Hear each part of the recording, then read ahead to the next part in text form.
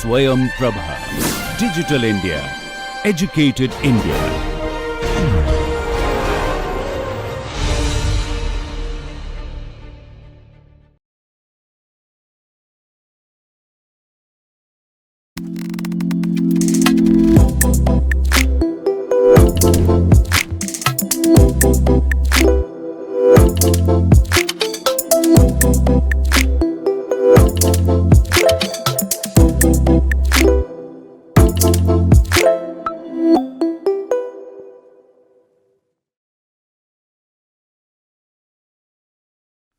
Hello, I welcome you all to the first lecture of week 2 of the NPTEL course on modernization and creative communication.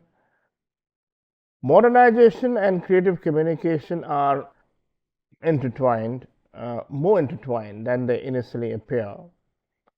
Modernization isn't just a shift in how societies function structurally, but a transformation of how people express themselves and connect with one another. Creative communication, whether through art, literature, music, or even architecture, is a mirror of these societal changes. Think about how the invention of the printing press in the 15th century revolutionized the spread of ideas. It democratized access to knowledge and laid the groundwork for the Enlightenment. Similarly, the advent of the Internet in the late 20th century brought about new forms of societal interaction and creative expressions, from blogs and memes to collaborative projects like Wikipedia. When we think about modernization, it is also important to remember its implications for identity and culture.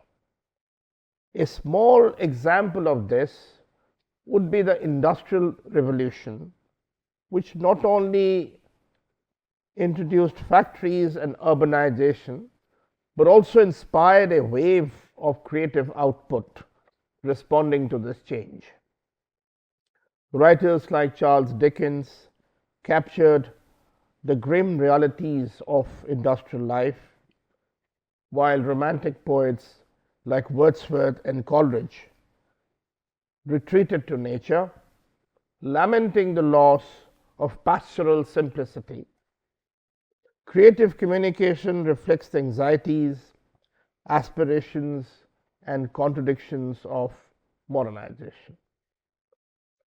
The lecture is about understanding how societies modernize, how modernism as an artistic movement critiques the process, and how the concept of modernity as a cultural and intellectual conditions informs both.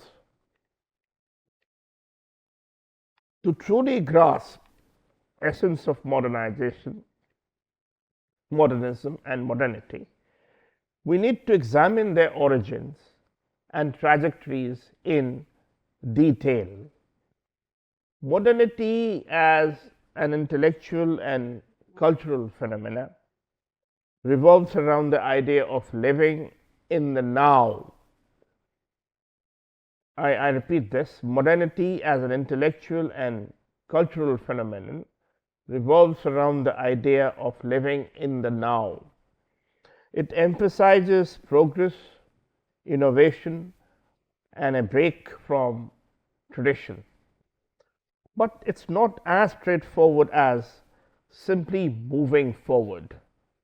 Modernity is layered with contradictions.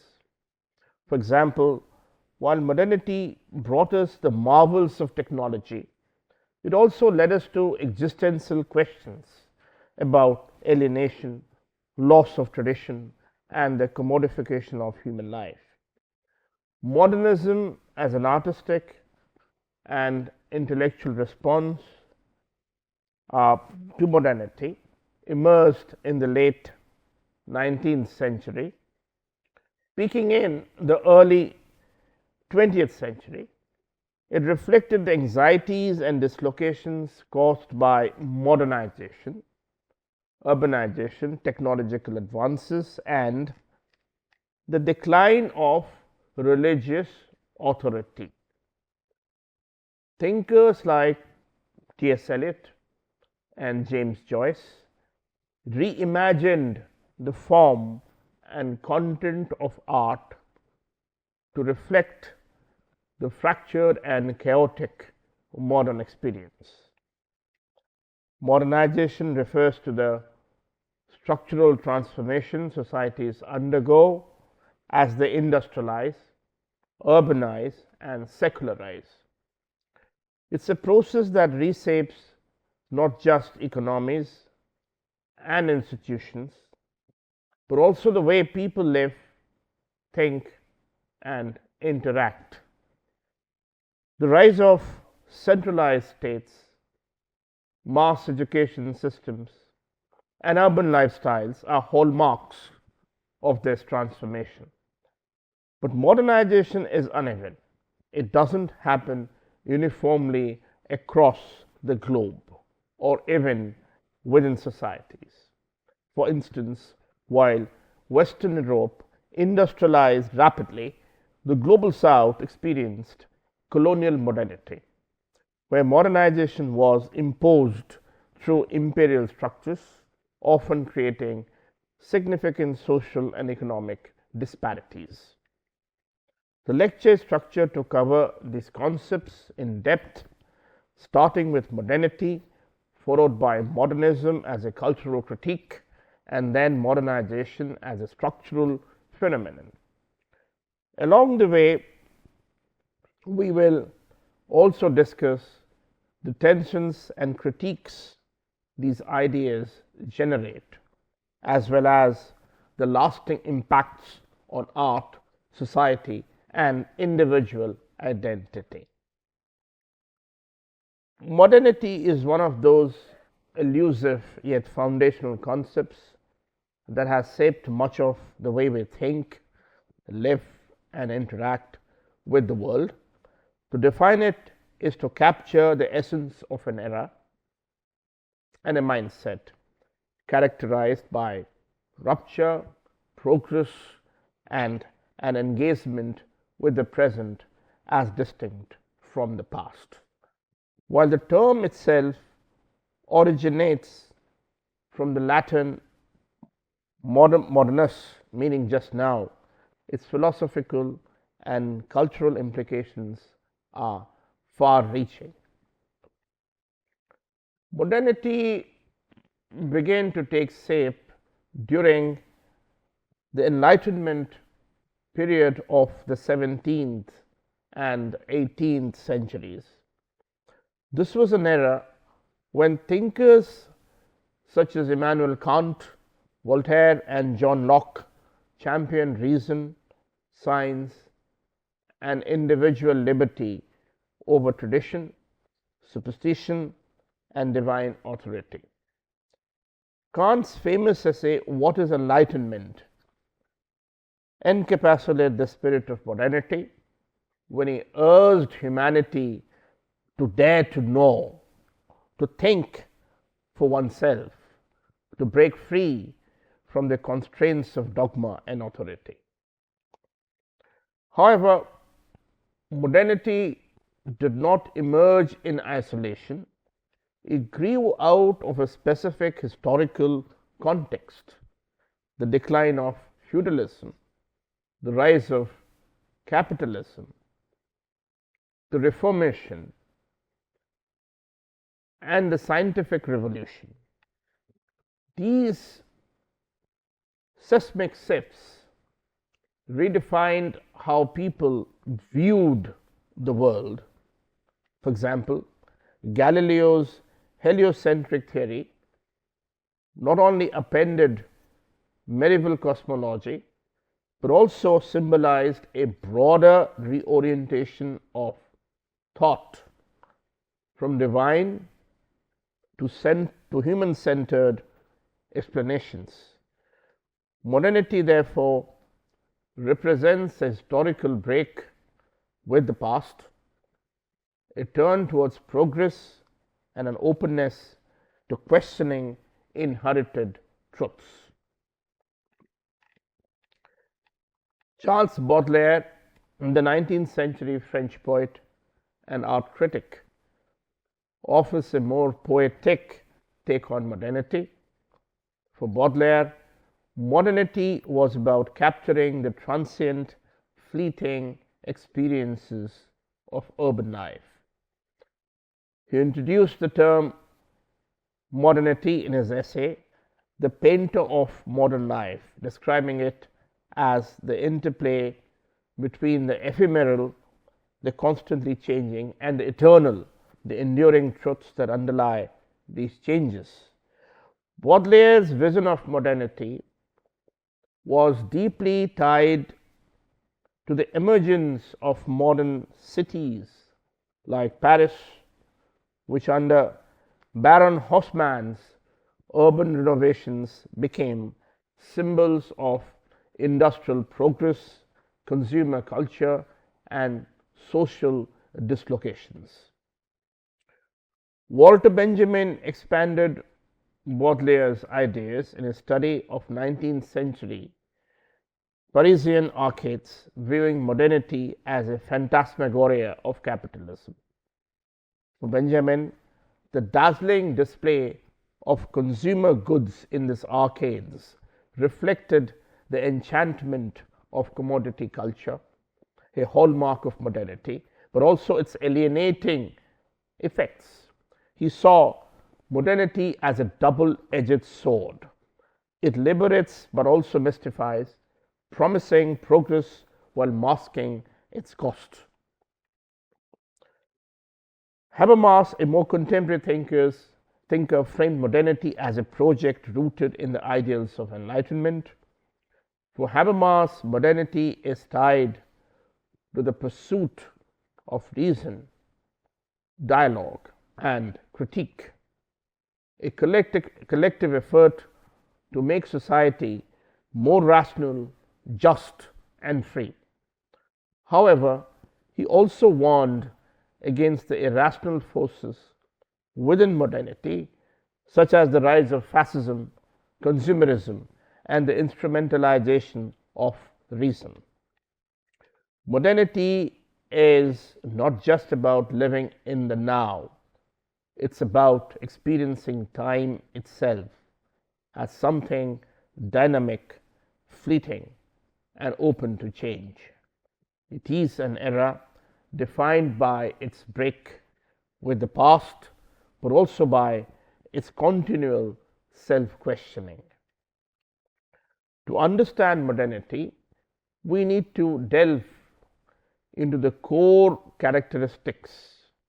These traits reveal its inner tensions and paradoxes, making it both a force for liberation and a source of alienation. Modernity is marked by its ephemerality and contingency, a constant state of flux. In the 19th century, the rapid industrialization of cities like Manchester, London, and New York epitomized the sense of impermanence. The advent of the railroad and telegraph compressed time and space, reshaping how people perceived the world. Suddenly, the pace of life accelerated. The individuals had to adapt to a world where change was the only constant. Think of how impressionist painters like Cremona captured this fleeting, transient quality of modern life in the works, from the sifting light on the water to the hustle and the bustle of urban streets. Another hallmark of modernity is its emphasis on progress and rationality. Rooted in Enlightenment ideals, Modernity celebrates scientific and technological advancement as pathways to improving human life. The steam engine, the electric light bulb, and the telephone are all products of this belief in progress. However, this focus on reason also created a sharp break with tradition.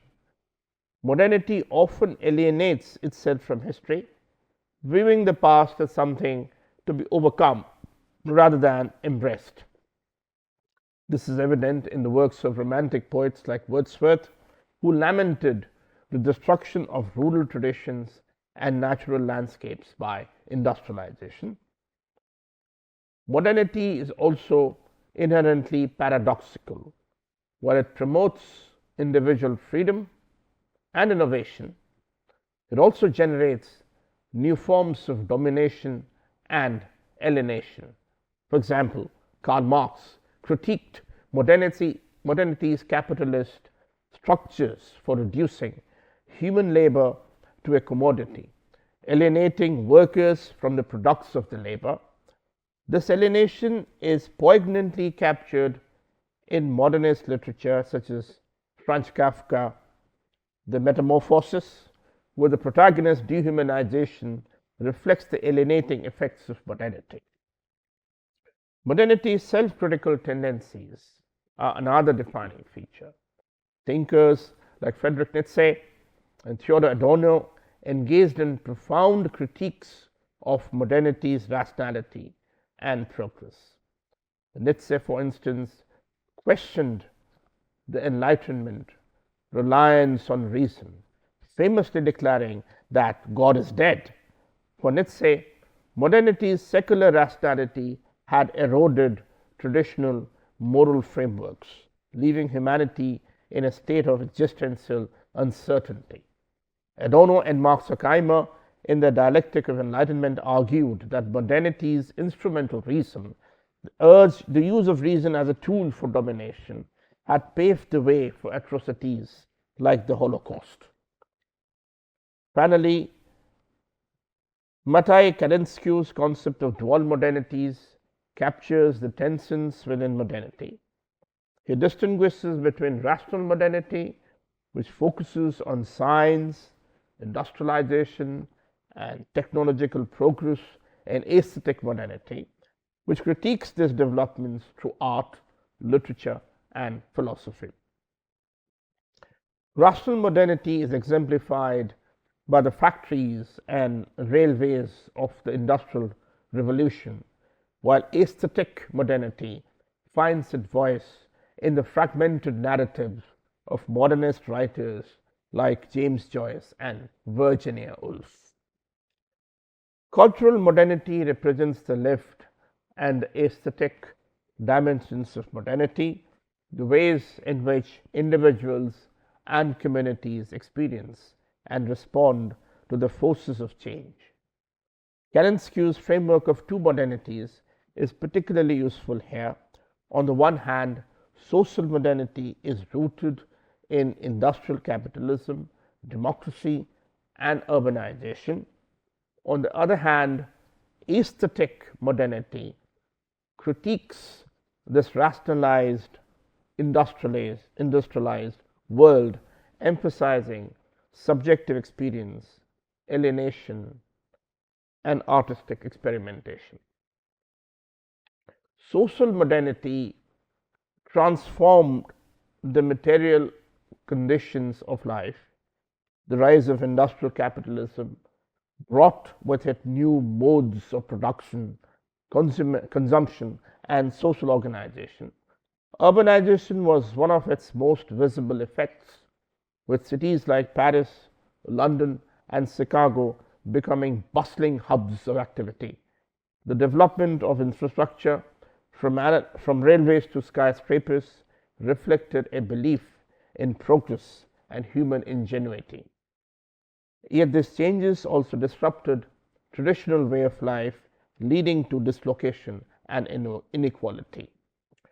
Cultural modernity, as an aesthetic response to these transformations, sought to capture and critique the modern experience. Consider Charles Baudelaire, whose poetry celebrates the beauty and the chaos of human life. In Les Fleurs du Mal, Baudelaire portrays the city as both seductive and sinister, a space where modernity's contradictions came to life.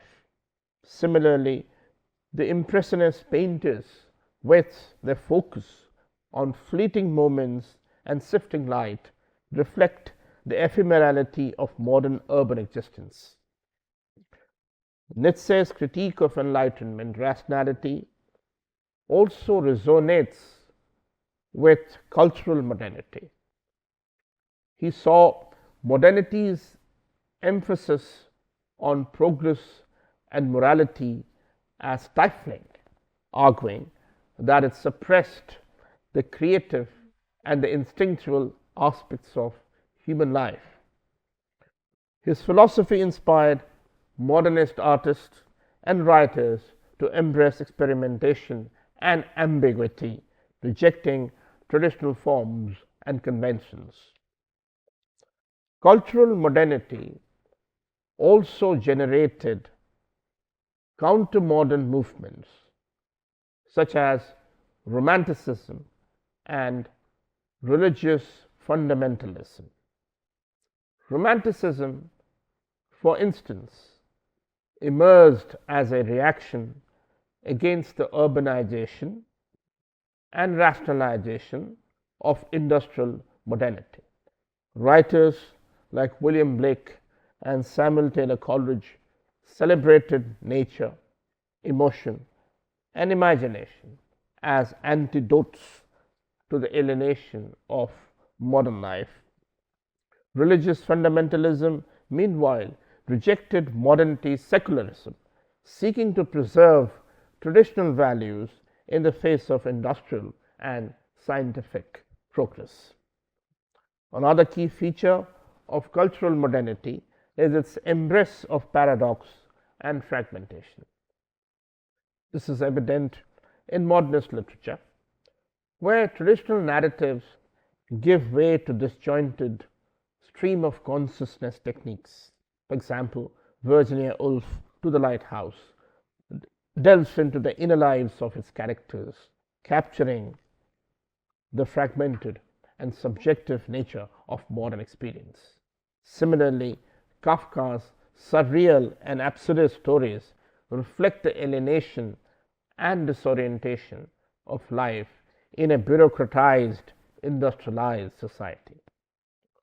Cultural modernity, then, is thus both a reflection of and a progress and a response to the forces of modernization. It celebrates innovation and progress, but also critiques their cost, offering a space for creativity and self-reflection in an increasingly rationalized world. What is counter-modernity? Counter-modernity can be understood as a set of responses, movements, or ideologies that arise in opposition to modernity's ideals, structures, and consequences. While modernity celebrates rationality, progress, and secularism, counter-modernity often critiques these values, seeking to reclaim what modernity discards: tradition, spirituality, or communal identity. Counter-modernity is not a simple rejection of modernity, but a complex reaction that sometimes adopts modern tools and methods to challenge modernity itself. A prominent form of counter-modernity is religious fundamentalism. Take, for example, the Islamic movements of the late 20th and the early 21st centuries.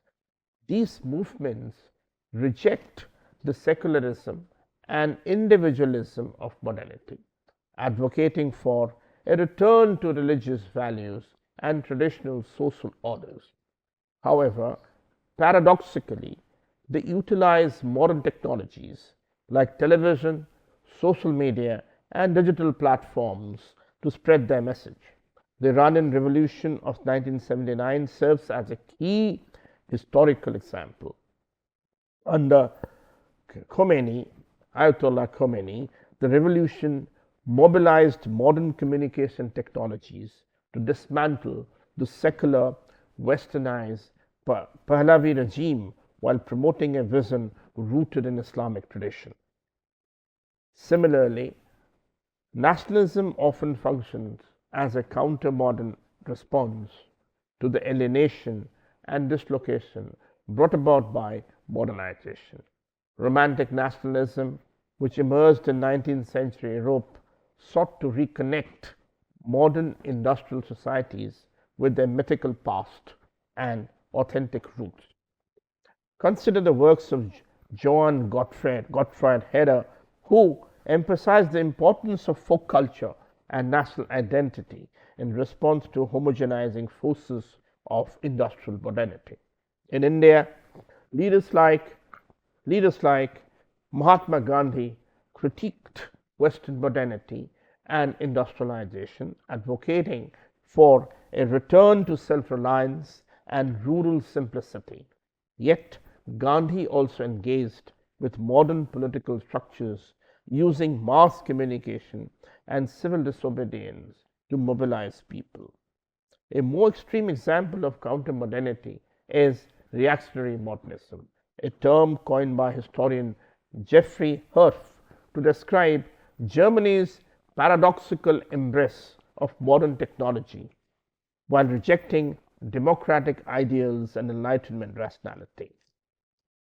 The Nazis celebrated technological and industrial advancement, such as the Autobahn and the propaganda films directed by Leni Riefenstahl, while simultaneously idealizing a mythical Aryan past and attacking modernist art and literature as degenerate. Philosophically, counter-modernity reflects the tension within modernity itself. Thinkers like Nietzsche and Heidegger grappled with the alienation of modern life, critiquing modernity's focus on rationality, industrial progress, and secularism. Nietzsche's declaration of the death of God is a profound critique of how modernity displaces traditional sources of meaning, leaving individuals adrift in a world governed by mechanistic logic. Heidegger, in his essay, The Question Concerning Technology, explored how modernity's technological mindset reduces nature and even human beings to mere resources to be exploited, a condition he called enframing. Counter-modernity also manifests in the arts. The Romantic movement, for instance, rejected the nationalism and industrialism of the Enlightenment. Poets like Wordsworth and Coleridge celebrated the beauty of nature, imagination, and emotion as antidotes of the alienation and fragmentation of modernity. Similarly, William Blake's work critiques the dark, satanic mills of industrial England, portraying modernization as a destructive force. Counter-modern movements highlight the contradictions of modernity. They remind us that while modernity offers progress and innovation, it often does so at the cost of tradition, spirituality, and social cohesion. These tensions continue to shape our world as movements across the political and cultural spectrum challenge the assumptions of modernity. Modernism, in its essence, is the artistic and intellectual response to the uncertainties, upheavals, and dislocations of modernity. Emerging in the late 19th century and flourishing in the early 20th century, modernism sought to reflect and critique the fractured, chaotic nature of the modern world. It is both a rejection of tradition and an embrace of innovation characterized by its experimentation with form, structure, and perspective. The historical backdrop of modernism is crucial to understanding its emergence. The Industrial Revolution had transformed not only the physical landscape with factories, railroads, and urban centers, but also the rhythms of daily life. Cities became hubs of commerce and culture, but they also alienated individuals from the close knit communities of rural life. The rapid pace of technological change, coupled with scientific advancements like Darwin's theory of evolution, challenged traditional religions and moral frameworks. Add to this the devastation of World War I, which shattered the optimism of the 19th century, and you have the conditions that gave birth to modernism.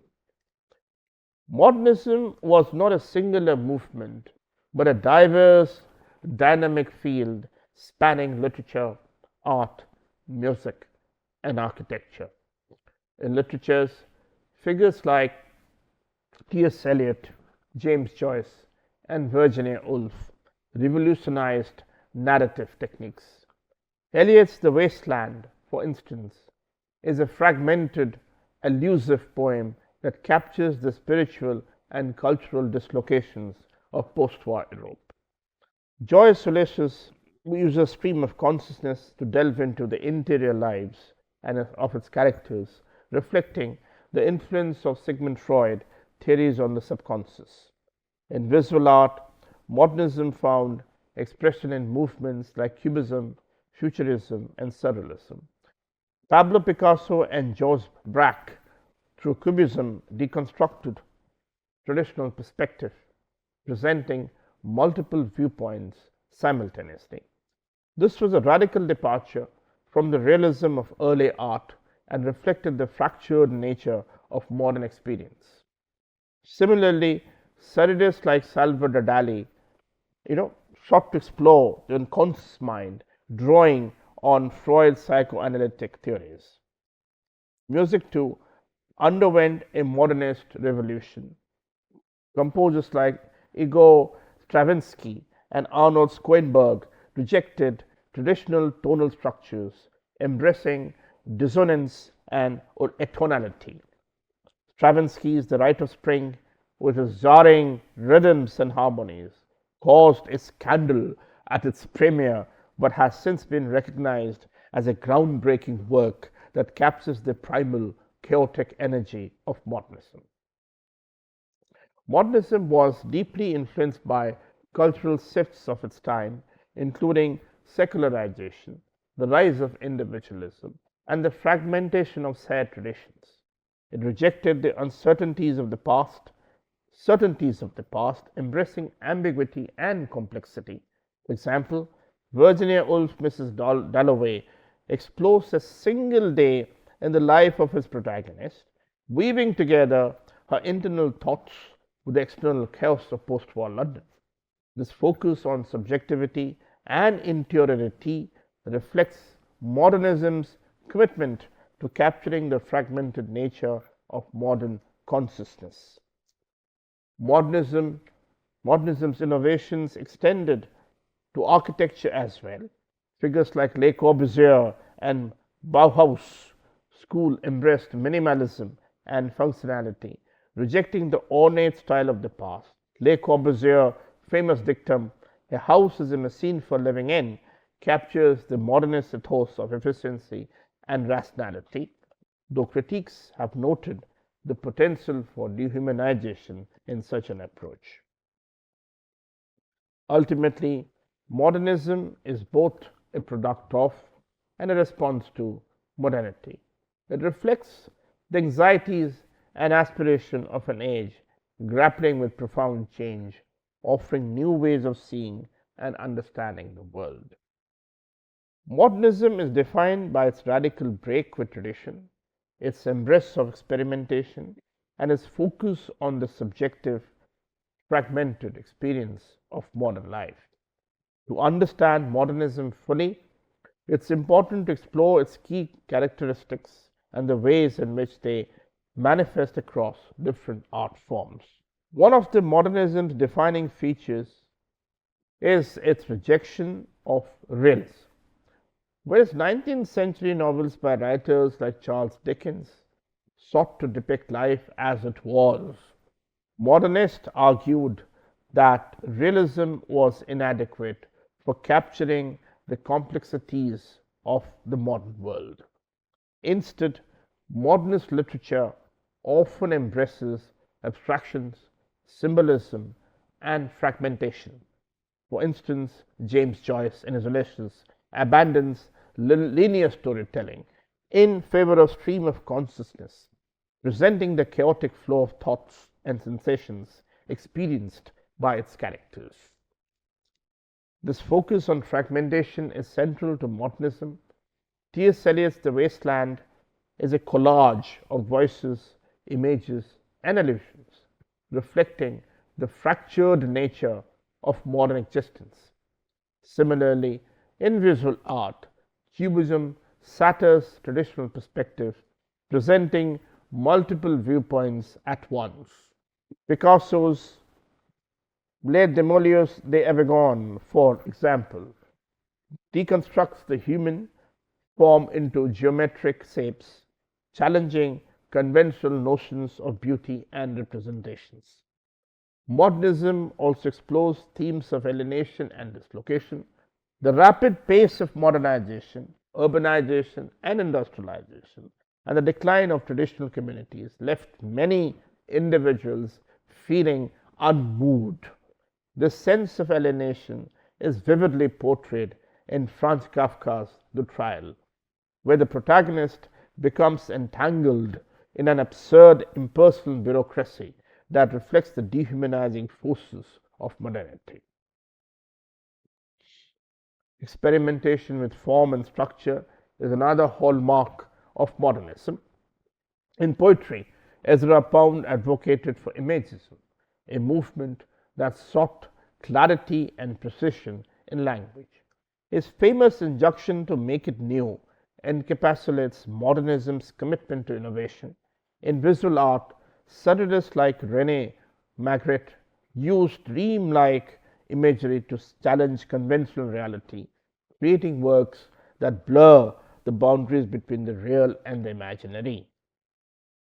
Modernism also reflects the influence of psychoanalysis, particularly Freud's theories of the subconscious. This is evident in the stream of consciousness techniques used by writers like Woolf and Joyce, as well as in the dreamlike imagery of surrealist painters. Modernists sought to delve beneath the surface of reality, exploring the hidden depths of human experience. Culturally, modernism critiques the commodification of life under capitalism. Writers like Eliot and Pound lamented the erosion of spiritual and cultural values in an increasingly materialistic world. Modernist art often resists commodification by emphasizing difficulty, ambiguity, and intellectual engagement, challenging audiences to actively interpret and participate in the creative process. In sum, modernism is a multifaceted movement that reflects the complexities and contradictions of the modern age. Through its innovation in form, style, and content, it captures the dislocation, fragmentation, and alienation of modern life, offering new ways of seeing and understanding the world. Now we will discuss modernism's challenges to tradition. Modernism's rebellion against tradition was profound. Victorian morality, with its rigid codes of behavior, was seen as stifling and outdated. Bourgeois norms and religious authority, once unquestioned pillars of society, came under attack. For modernist realism, the dominant mode of representation in 19th century art and literature was no longer sufficient to capture the complexities of the modern life. The innovations of modernisms were not just aesthetic, they were deeply philosophical. For instance, modernist writers like Marcel Proust, in The Search of Lost Time, rejected linear storytelling in the favor of exploring memory and subjective time. Now, this rejection of traditional narrative structures was echoed in poetry by T.S. Eliot, whose The Love Song of J. Alfred Prufrock combines modernist literature or themes of alienation and indecision with a fragmented, free-form structure. In painting, artists like Pablo Picasso and George Braque revolutionized the art world with Cubism, a style that shattered traditional perspective and representation. Their works reflect the fragmented experience of modernity, offering multiple viewpoints simultaneously. Similarly, the works of abstract artists like Wassily Kandinsky sought to convey emotional and spiritual truths rather than representational accuracy. Modernism's challenges extended to music as well. Arnold Schoenberg's development of atonal music rejected the harmonic conventions of classical composition, creating a radically new sonic landscape that mirrored the dissonances of modern life.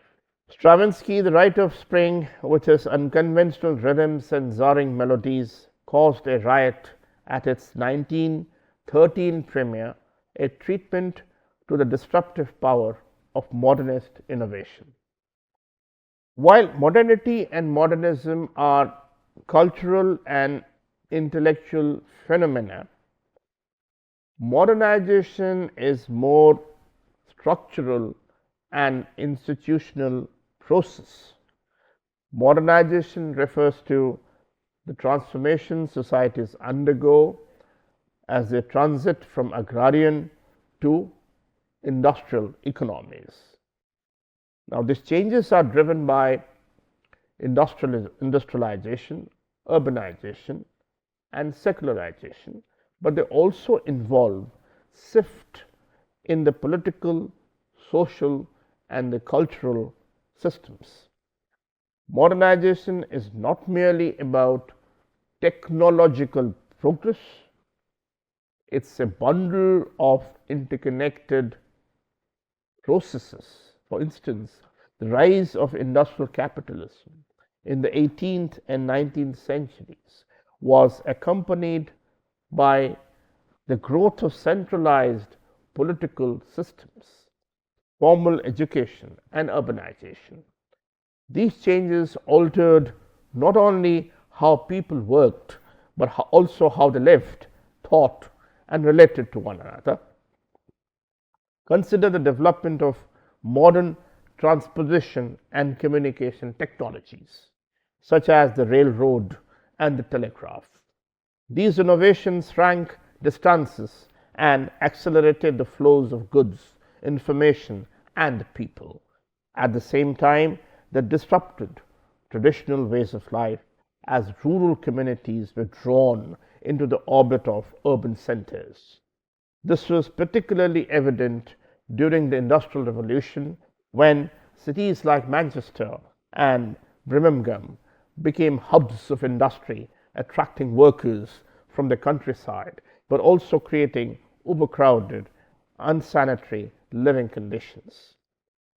Modernization also involves secularization, the decline of religious authority in favor of scientific and rational worldviews. This shift is reflected in political developments like the French Revolution, which sought to displace or replace religious institutions with secular ones, and in cultural trends like the rise of humanism, which emphasize the potential of individuals to shape their own destinies. Now, modernization is often hailed as a universal path to progress, yet its trajectory is far from even and equitable. While some regions and groups have benefited immensely from modernization, technological, economic, and social transformation, others have been left behind, marginalized, and actively harmed. Uneven modernization is not only a feature of global inequality, but also of internal disparities within nations, communities, and cultures. To understand uneven modernization, it is crucial to consider how it unfolded differently across the globe. In Western Europe and North America, modernization was largely driven by industrialization and Enlightenment ideals of science, rationality, and progress. However, for much of the global South, Asia, Africa, and Latin America, modernization often came through colonial domination. This imposed modernization was exploitative, designed to extract resources and labor for the benefit of colonial powers, rather than to foster equitable development.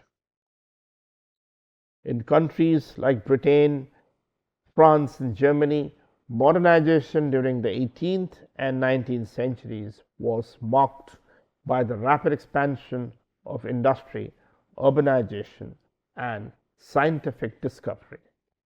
Britain's Industrial Revolution, for example, introduced mechanized textile production, railways, and steam power, transforming the economy and society. Cities like Manchester grew into industrial hubs, symbols of progress and wealth. However, this modernization came at significant social cost. Urban slums emerged as a result of overcrowded housing, poor sanitation, and the exploitation of labor. Karl Marx's critiques of capitalism arose from observing these very conditions, where modernization concentrated wealth in the hands of industrialists while subjecting workers to harsh conditions. The progress of modernization in this context was deeply unequal, creating new hierarchies and alienations. Even within industrialized countries, modernization was uneven. Urban centers like London and Paris experienced rapid development, while rural areas lagged behind. For example, in Victorian England, rural agricultural communities remained largely untouched by the technological advances transforming cities. This rural urban divide became a recurring theme in 19th century literature, as seen in Thomas Hardy's novels like Tess of the Overwillis, which lament the erosion of traditional ways of life in the face of industrial modernization. In the colonized regions of global South, modernization was imposed rather than organic. Colonial powers introduced railroads, factories, and bureaucratic systems, but these were designed to serve imperial interest, not local populations. For example, the British constructed an extensive railway network in India during the 19th century. While these railroads are often celebrated as symbols of modernization, their primary purpose was to transport raw materials like cotton and tea to ports for export to Britain. Local industries, such as India's traditional textile production, were deliberately suppressed to make way for British imports, creating widespread unemployment and poverty. The unevenness of colonial modernization is further evident in Africa. The Belgian exploitation of the Congo during the King Leopold II's rule offers a grim example. Under the guise of modernization, the Congo Free State was subjected to brutal extraction of rubber and ivory, with no corresponding investment in infrastructure or education for the local population. What modernization did, such as building of transport system, was intended solely to facilitate resource extraction. In Latin America, modernization was similarly tied to global capitalist systems. Countries like Brazil and Argentina underwent industrialization in the late 19th and early 20th centuries, but this was heavily dependent on foreign investment and focused on export-oriented economies. As a result, wealth remained concentrated in urban elites, while rural areas suffered from poverty and underdevelopment. Modernization unevenness is not just historical, it persists in the contemporary world. The 20th and 21st centuries have seen rapid technological advancement and globalization, but these benefits are unevenly distributed. Consider the digital divide. In developed countries, internet access is almost universal, while in many parts of sub-Saharan Africa and South Asia, millions still lack basic connectivity. This technological gap exacerbates inequalities, limiting access to education, healthcare, and economic opportunities. The global disparities in modernization can also be seen in the contrasting experiences of urban and rural areas. In countries like China and India, modernization has transformed urban centers into global hubs of commerce and industry. Cities like Shanghai and Mumbai are symbols of economic growth with skyscrapers, high-speed railways, and thriving tech sectors. However, rural areas in these countries often remain underdeveloped, with limited access to electricity, clean water, and health care. For instance, despite India's success in building a world-class IT industry, many villages still rely on subsistence agriculture and lack basic infrastructure. Modernization has also created environmental disparities. The industrialized nations of the West have historically been the primary contributors to climate change, yet its effects are disproportionately felt by poorer countries in the global south. Rising sea levels, extreme weather events, and resource scarcity caused by global warming often hit the least developed nations hardest, further deepening the unevenness of modernization. In addition to economic and technological disparities, modernization often brings significant social cost. One of the most visible is the alienation it creates as traditional ways of life are disrupted or destroyed. This alienation is a recurring theme in modernist literature, from James Joyce Ulysses, who explores the disorientation of urban life, to T.S. Eliot Wasteland, which depicts a fragmented, spiritually barren modern world. Modernization also erodes traditional communities and social bonds. In rural areas, the migration of young people So cities in search of work often leaves behind aging populations, weakening the fabric of traditional family and community life. In urban centers, modernization creates its own set of challenges: overcrowding, pollution, and the rise of impersonal bureaucrats. These tensions are captured in the films of Charlie Chaplin, particularly Modern Times, which critiques the dehumanizing effects of industrialization and mechanization.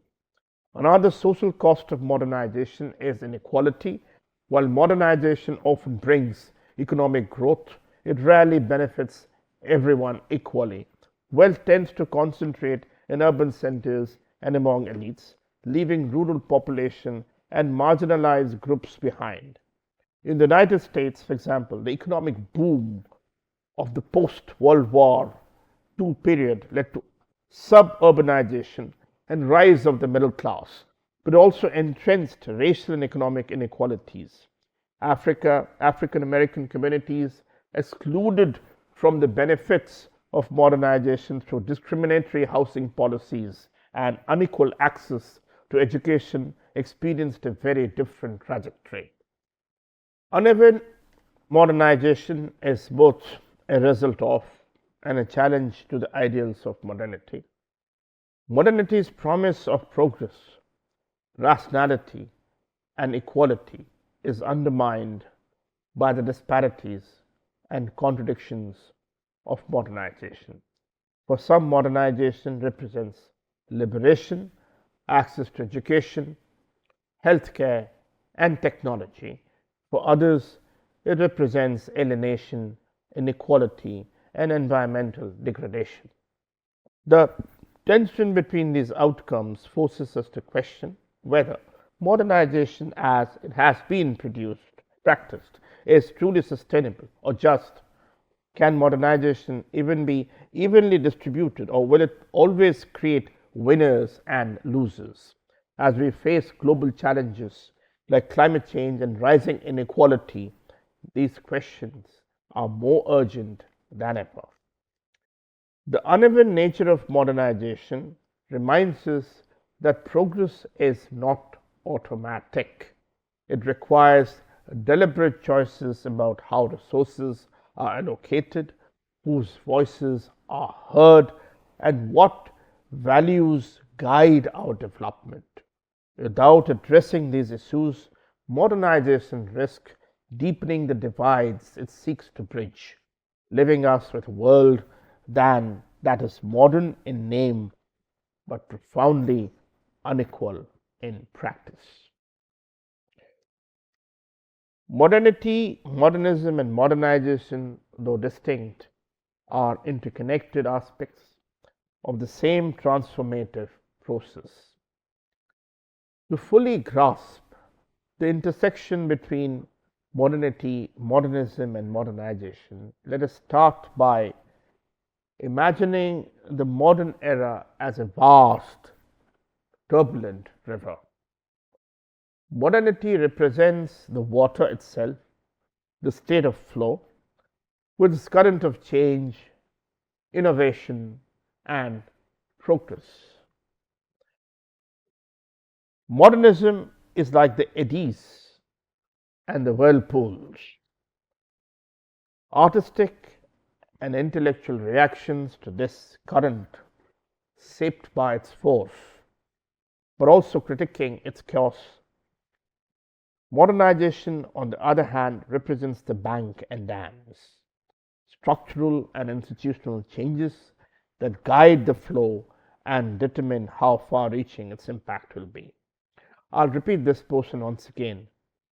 To fully grasp the intersection of modernity, modernism, and modernization, let's imagine the modern era as a vast, turbulent river. Modernity represents the water itself, the state of flow, with its current of change, innovation, and progress. Modernism is like the eddies and the whirlpools, artistic and intellectual reactions to this current, shaped by its force, but also critiquing its chaos. Modernization, on the other hand, represents the banks and dams, structural and institutional changes that guide the flow and determine how far reaching its impact will be. At the heart of this intersection is the experience of rapid transformation. Consider the industrialization of the late 18th and 19th centuries. It wasn't just about machines and factories, it also meant rethinking time, space, and human relationships. Workers were suddenly bound by the rigid schedules of factory life rather than the rhythms of nature. Cities grew at unprecedented rates, creating a new urban experience filled with both opportunity and alienation. This industrial modernity shaped modernist literature such as Dickens' Hard Times, where the harsh realities of factory life collide with a longing for human connection and imagination. Modernism, as a cultural response to modernity, didn't reflect these changes. It actively challenged them. T.S. Eliot's The Wasteland captures the spiritual and the cultural dislocation of a world reeling from the mechanization and fragmentation brought about by modernization. Modernism often critiqued modernization, relentless push for progress, questioning whether technological and economic advancement truly equated to human flourishing. For example, Virginia Woolf's Mrs. Dalloway explores how modernization, particularly urbanization and industrialization, shapes individual identity and psychological well being, portraying a post war London that is both vibrant and alienating.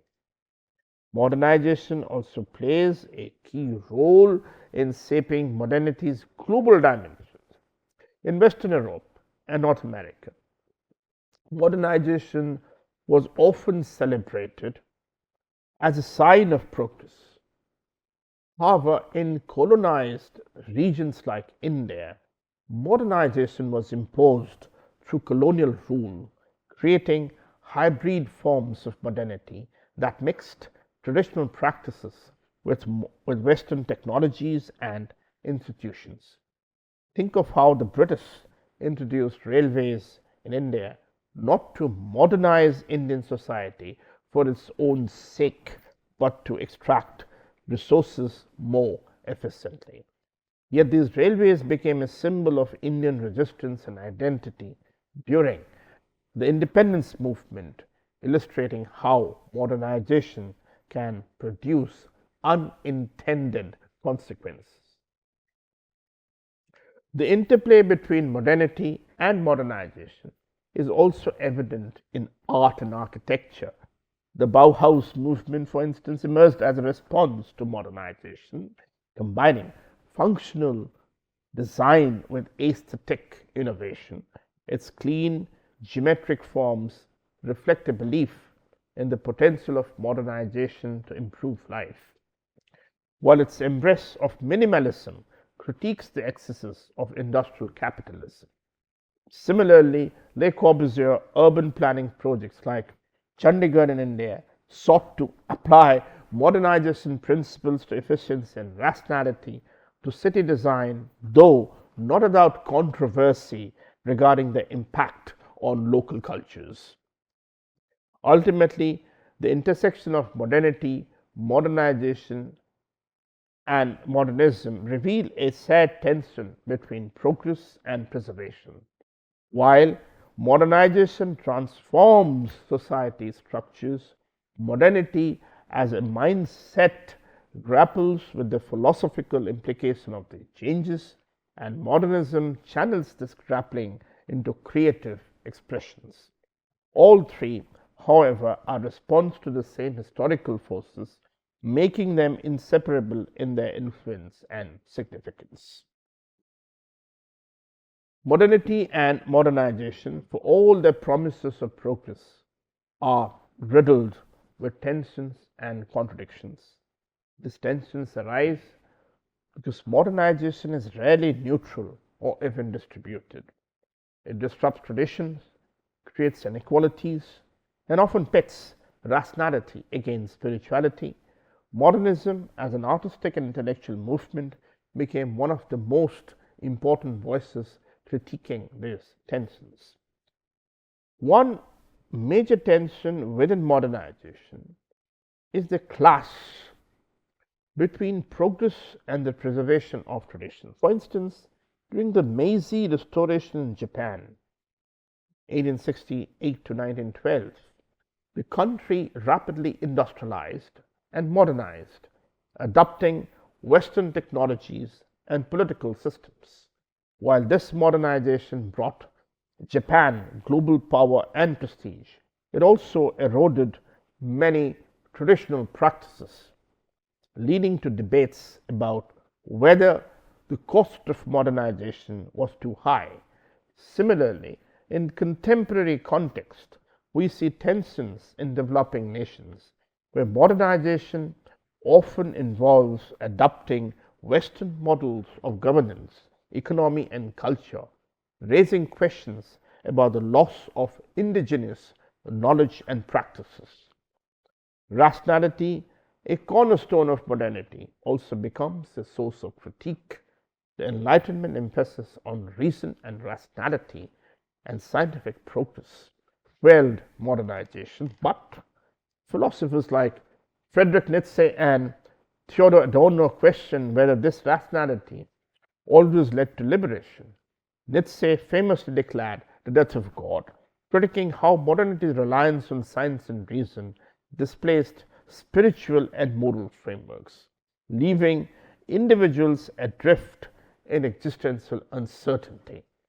Adorno and Horkheimer, in the Dialectic of Enlightenment, argued that modern rationality often devolves into domination, as seen in the rise of fascist regimes and the commodification of culture. Modernism amplified these critiques through art and literature. T.S. Eliot's The Love Song of J. Alfred Prufrock reveals the alienation and paralysis of modern life, portraying a protagonist overwhelmed by the meaningless rituals of bourgeois society.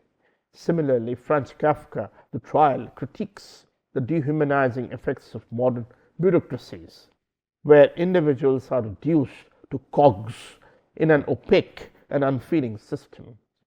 These works highlight how modernization promises of efficiency and progress often result in alienation and loss of individuality.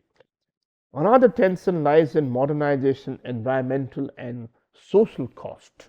Industrial progress has brought incredible advancement, but at the expense of ecological balance. The industrial revolution's reliance on fossil fuels, for instance, set the stage for climate crisis we face today. Socially, modernization often exacerbates inequalities, as seen in the rapid urbanization of cities like Sao Paulo or Mumbai, where gleaming skyscrapers coexist with sprawling slums. This tension forces us to ask, can modernization truly be called progress if it leaves so many behind? Modernist critiques also tackled the commodification of culture. In the capitalist system that accompanied modernization, art and literature often became products to be bought and sold, losing their deeper spiritual or moral significance. Ezra Pound's call to make it new reflected modernism's attempt to resist this commodification by emphasizing innovation and artistic autonomy. Yet even modernism wasn't immune to commodification, as modernist works became status symbols for the elite, raising further question about the role of art in a modern world. In sum, the tensions within modernization, progress versus tradition, rationality versus spirituality, environmental damage versus economic growth are deeply ingrained in the modern condition. Modernist thinkers and artists, by critiquing these tensions, help us reflect on the cost and contradictions of modernity. As we conclude, it is worth reflecting on the profound complexity of modernity, modernism, and modernization. These concepts are not just academic, they are lived experiences that continue to shape our world. Modernity, with its focus on progress and innovation, offers immense potential for human flourishing, but also creates challenges that force us to confront questions of meaning, identity, and sustainability. Modernism, as we have seen, provides a lens through which to critique and understand the transformations of modernity. Whether it is Eliot's fragmented poetry, Hull's exploration of consciousness, or Picasso's deconstruction of form, modernism challenges us to see the world in a new and often unsettling ways. It reminds us that progress is not always linear and that the chaos and alienation of modern life require creative responses. Modernization, meanwhile, is the engine driving these changes. It reshapes economies, societies, and cultures, bringing both opportunities and inequalities. From the industrialization of Europe to the digital revolutions of today, modernization continues to transform how we live, work, and connect. Yet, it also raises pressing questions about sustainability. Are the environmental costs of modernization, climate change, resource depletion, loss of biodiversity too great? Can we create forms of modernization that are equitable, inclusive, and ecologically responsible? The intersections of modernity, modernism, and modernization also challenge us to think globally. In the 21st century, modernization is no longer the domain of Western nations. Countries like China, India, and Brazil are rapidly modernizing, often on their own terms, creating new hybrid forms of modernity that blend global influences with local traditions. At the same time, these processes are shaped by the legacies of colonialism, global capitalism, and environmental crisis, reminding us that modernity is always contested and never complete. Finally, we must ask, what does the future hold for modernity? Is it sustainable in long term? Can the critiques of modernism, with its emphasis on innovation and self-reflection, help guide us toward a better path? The answers are not easy, but they are crucial as we navigate the complexities of rapidly changing world. Modernity, in its essence, is both a promise and a challenge. It promises progress, innovation, and liberation, but it also challenges us to rethink our assumptions and confront its unintended consequences. As we move forward, the lessons of modernism and the processes of modernization offer valuable tools for shaping a more equitable and sustainable future. Thank you for joining me on this journey, and I hope the reflections inspire you to continue exploring the fascinating and ever evolving world of modernity.